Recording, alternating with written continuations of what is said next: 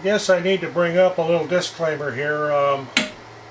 I bought this. My money. Nobody gave it to me. Nobody's paying me to endorse this. As a rule, anything that I review or unbox or talk about here, I bought with my own money. If someone should sponsor me at some point or want me to demonstrate a product that they have given me where it doesn't cost me anything out of pocket, I will absolutely make sure that I mention that right up front. But I thought I needed to put this in there just so you know that this is not a paid endorsement. I'm Roger and welcome to the shop. Got a new toy here. Been debating about this, do a little research on it, and trying to decide whether to get this Triton or the Rigid. One of the downsides of the Rigid is warranty wise you pretty much have to buy it from Home Depot, and I do not like Home Depot. Hence I call it Home Depot or the Home Despot, either one, or Home Despise. I really do not like that store due to some bad experiences in the past. So as much as I hated to even go in there, I did go in and look at the Rigid model, and I do have some Rigid tools. They make excellent plumbing tools. I've got pipe wrenches that I bought when I was back in my 20s that are still functioning just like new, although I'm not a plumber. I was an electrician for 40 years, and we do use pipe wrenches quite a bit, and it's served well. I've never had any problems with the Rigid hand tools like that. I don't have any Rigid power tools. I'm kind of a DeWalt guy, and that's not saying there's anything bad about Milwaukee or Makita or Porter Cable or any of the other ones. I just have a preference for DeWalt. Anyway, got this new combination belt spindle sander, and after doing some shopping I found out that I could get this on Amazon for $206.10. About like $255 or so on eBay and $265 from Rockler. So I've looked at some of the reviews of this. All the reviews pretty much have been positive. You've got downsides, whether it would be the Triton or the Rigid. They both have little quirks, but I'm going to unbox this and we'll see what we can find, and of course I'm going to have to figure out where to put it. I've kind of got an idea, since I'm building a new drill press cart, put the drill press on, and this can go where the drill press was, which would be adjacent to my disc and belt sander that sits on the other cart. So get this unboxed and see what it looks like.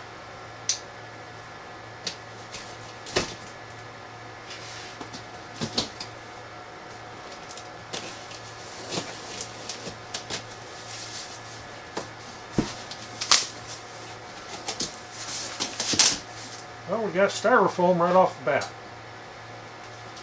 And we have an instruction manual here. Yeah, probably ought to look at that later. And in the top here we've got the drums for the spindle, a wrench, some sanding cylinders here, nested inside of each other, and over here we've got the belt assembly, and we have some washers and a knob, which is probably for this. Get that out of there.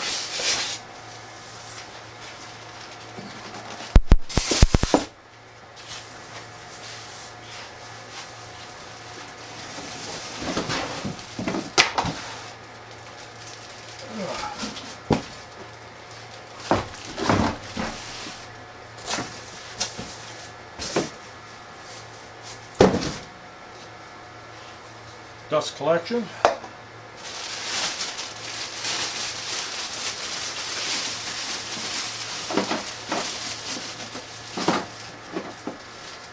I know that's for the belt sander storage, and the insert for the top of the table.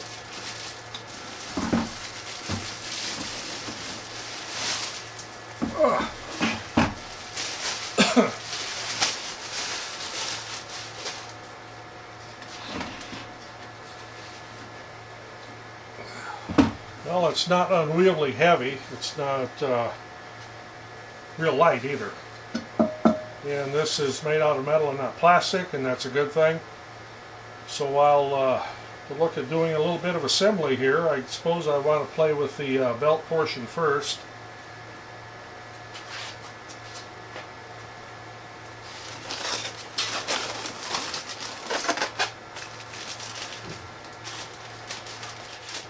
Okay, so sometimes it helps to look at the owner's manual to see exactly how something goes together. You see the back of it here now. I've got the belt sander on it right here. There's a little storage here for the base for the spindles. When you're using spindles on there, there's a bunch of neat little storage slots on here for all the little parts and pieces that come with this. But I could see where if you're moving this around very much, you could very easily lose them too. So I may, on the little bitty parts like nuts and washers and stuff, I may put something on my table, keep those in so they don't vibrate out or bounce out or something like that. So view from the front here, storage place for all the drums, and of course you got to have the sandpaper over the drums. There's no other place, other way to store it. Then in the sides here, there's slots for the different spindle sizes that go into this insert here. Depending on which one you're using is which one you would put in there for the base. A little storage slot for the wrench that, well, not real fond of those types of wrenches, but it'll work. On the top here for the belt, got this little safety feature here where to stop your work from sliding by as it goes on. I can see though that that could be a problem at times, but one nice thing is you could take this off, or at least swing it out of the way when you need to work with a long piece, or if you wanted to use, this would be almost like a 3-inch spindle here, so that would be a real plus if you're working on something with a large radius. This does lock into place so it doesn't actually swivel right into the belt.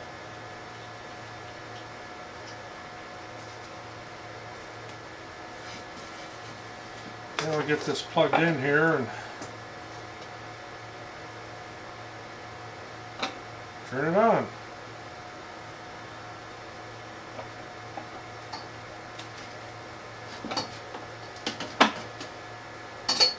Cold outside, and this just came a little bit ago and it's not real warmed up yet, so this cord is mighty stiff for being cold.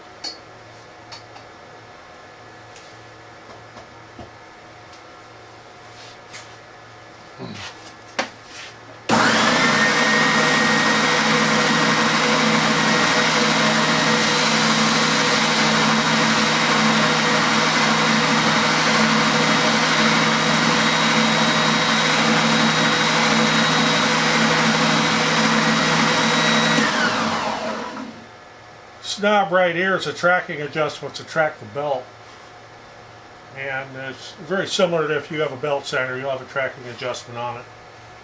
To change the belt, there's just a little lever here you flip up and then you can slide the belt off, put a different one on. Looks like there's about a 80 grit on there right now. Find me a piece of wood.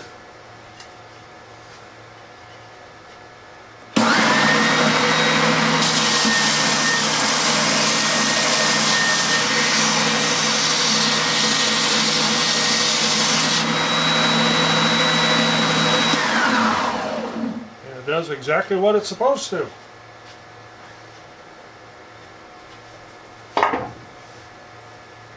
There's a port on the side over here. Flip this around, and you have an adapter here if you're using a 4-inch hose. That just flips under like that. I'll probably be using it with my portable one here. I'll be using the smaller port, so I'll need to find a place to store this. So, and this is a model TSPST450. I imagine, I know other people have done reviews of these, so I'm not going to go into any further detail. After I put this through its paces for a few months, I may come back and do an update on it and a little addition to tell you what I think of it. Okay, I've had some time to play with this and put it through its paces. I've tried a couple different spindles. I've used the belt. I have the dust collection hooked up to it. I will say the dust collection on this is phenomenal for what it is. When you're using the belt sander on there, you do get some little fluff coming off here on the back, but not much. It does a very good job of capturing everything. And provided you have the proper insert washers in here, for example here, this works as a downdraft. So as you're working with your material here on this, it does a very, very good job of pulling the sawdust down. I didn't really see anything going airborne here. Of course, the weather's very dry. We got a static electricity thing going on, so dust sticks to everything. But as far as the dust collection goes, I'm very happy with the way it works. I like the way everything works here. I've tried a couple different spindles. I've put the belt through its paces. I don't like this little guard here. I did take that off so that I was able to use the full width of the belt. But I could see if you were using something small, you'd want it on there, because the belt will take it and throw it off to the side if you don't have a good hold of it. Thought I would throw this in here. I thought it would be longer before I would have time to put this through its paces, but I had a little project where I needed to sand a bunch of curved things, and this did the job. So, if you enjoyed this or got anything out of it, please give it a thumbs up. That always helps with our YouTube ratings. Of course, we're always looking for subscribers, so you can hit that subscribe button if you haven't already, and if you hit the bell, you'll be notified when we upload another video. Otherwise, until the next video, thanks for watching.